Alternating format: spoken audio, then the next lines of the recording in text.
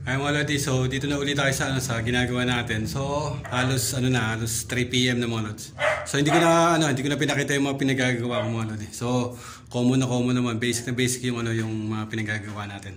So i-share ko lang yung kung paano ko ni-layout yung home run ng mga ilaw mga lods. Then kung paano natin itutuhog yun dun sa mga ilaw mga lods. Sa mga ilaw, manggagaling yan sa breaker mga lods. Katulad ng mga outlets, manggagaling yan sa breaker.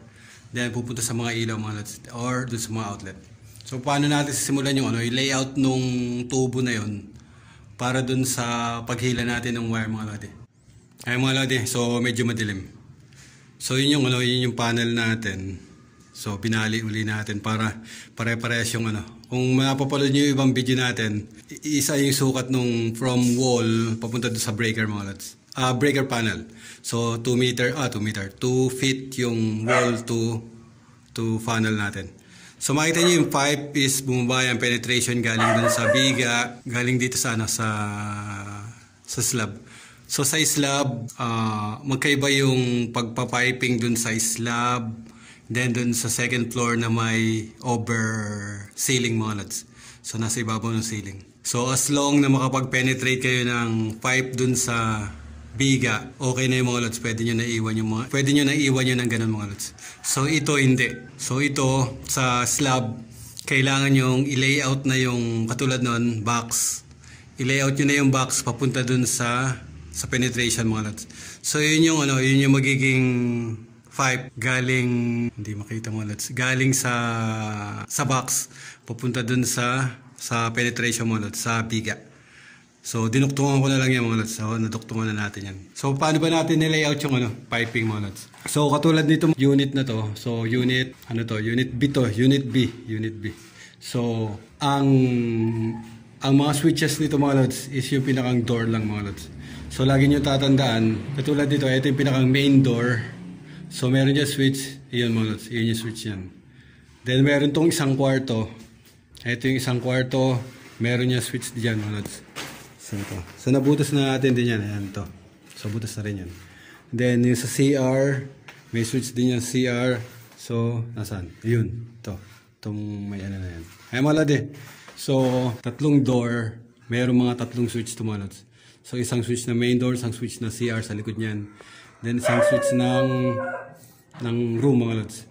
So ang ginagawa natin, ingay ng aso mga lods. So ang ginagawa natin, kung nasan yung layout nung ilaw natin, nilalagay na natin yung ilaw. So yan, nilagay na natin yan. So nilagay na natin yan. Then doon sa kwarto, nilagay na natin yung mga lods. Saan yung kwarto? Yan ang kwarto, nilagay na natin yan. Then yung CR, pinaglalagay na natin yung layout doon para doon sa mga corresponding na location ng mga ilaw mga lodi. So ang gagawin natin galing ng panel is tutuhog na natin yan papunta dun sa pinakamalapit na junction box dun sa panel mga lods. So itutuhog na natin yan. Then tuhog na yan mga lods. Tutuhog na natin yan papunta dito sa dito sa location na to, sala to mga lods. Then nasa na? Ayun mga lods, papunta naman yan dun sa switch. Makita niyo yung switch yun. So may dalawang dito, may dalawang pipe na bumaba. So ang isa niyan is galing dito.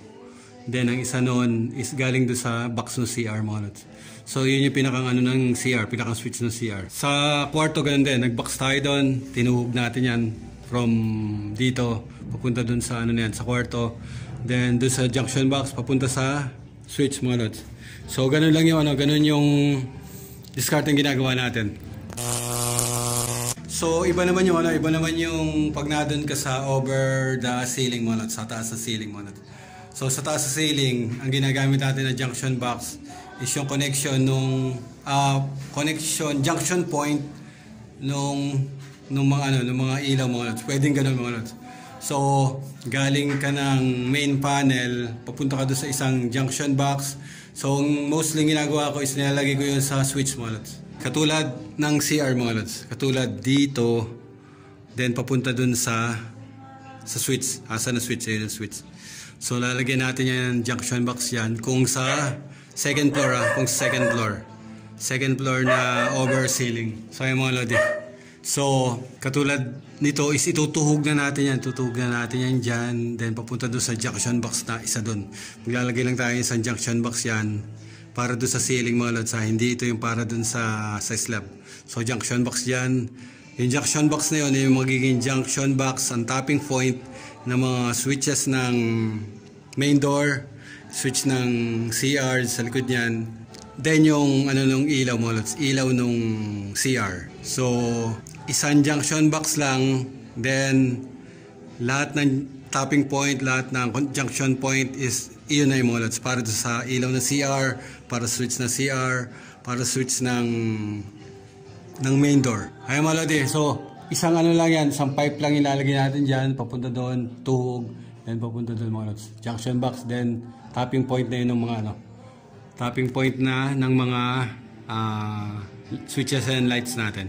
Then doon sa junction box na yun, papupuntahin natin yung isa dito sa junction box dito mga lods. Maglalagay tayong junction box kasi may switch dyan ng room mga lods.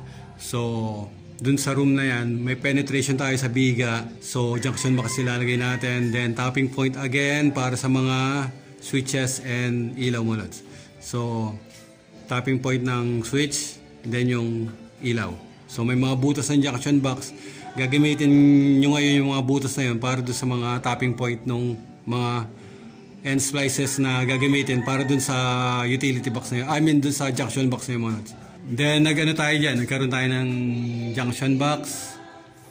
So yung junction box dito, then meron tayong nilagay na junction box para doon sa ilaw dito sa part na to. So itutuloy lang natin yan na ganun.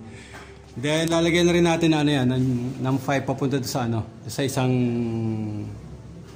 ilaw mga lods para dito sa sala. Ayun mga lods. So ang switch niyan is yung main door mga lods. Itong main door ang pinaka-switch niyan. Kaya halos tuhog-tuhog lang yan dyan. Then papunta ron. So junction box ang gagamitin natin para mag-connect yung mga wires na yan mga lods. So may wire tayo doon, dalawa. Line 1, line 2 or neutral dyan. Papunta dito mga lods. So connection na yun. Yung neutral na galing sa panel is co-connect na natin yan dyan. Line 1 na lang ang tatakbo. Papunta dun sa switch mga lods. Then magbibigay na yung switch na yan para doon sa kabilang utility box, UCR. So mga lodi, so ganun lang yung natin, ganun lang yung pag-layout natin. Simple lang yung layout natin. Hindi na natin pinahirapan yung mga yung mga pipes, yung mga wires natin kung saan pa natin dadali mga lods. So straight na tayo, straight to the point na from funnel papunta dun sa ilaw, then papunta dun sa utility box. Hay mga lodi. So lang naman yan, bali isang lang yan, isang circuit lang yan, isang circuit para dun sa panel, ang light circuit nga. So kahit isang pipe lang yan, then sama-sama sila dun is okay lang yan mga lods. So walang problema yan. So ay mga lodi, so ganun lang yung natin, ganun lang tayo mag-piping, ganun lang tayo mag-layout nung mga junction box natin. Pag ganitong slab, then pag over the top ng ceiling mga lods.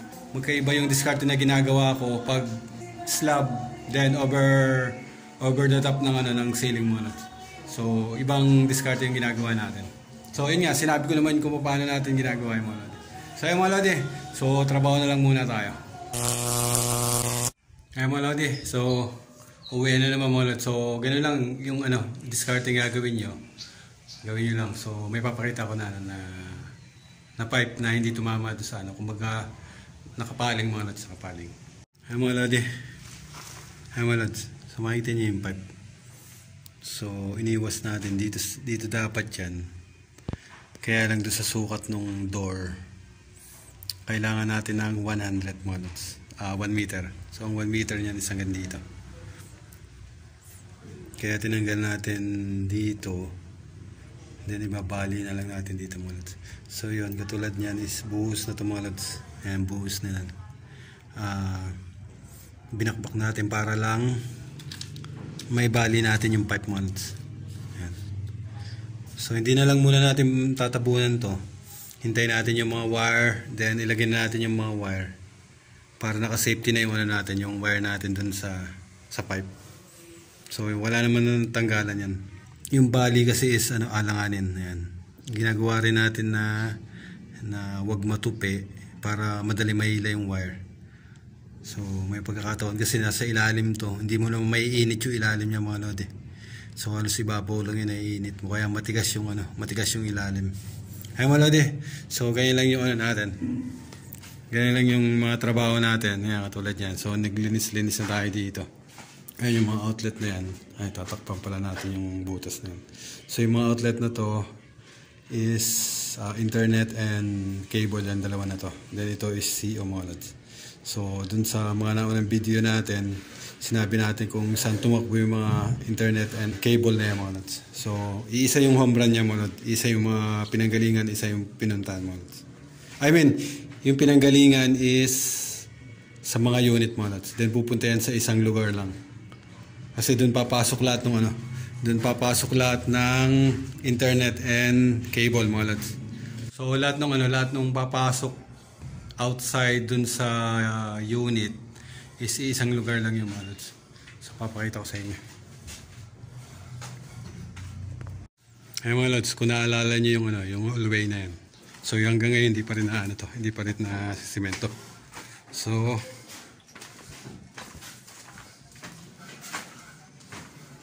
ay mga lodi. So dito lahat nagpunta yung ito yung galing ng second floor, ito yung galing sa ground floor mga lodi. So magkakaroon isang box dyan para dun sa internet and cable connection mga lodi.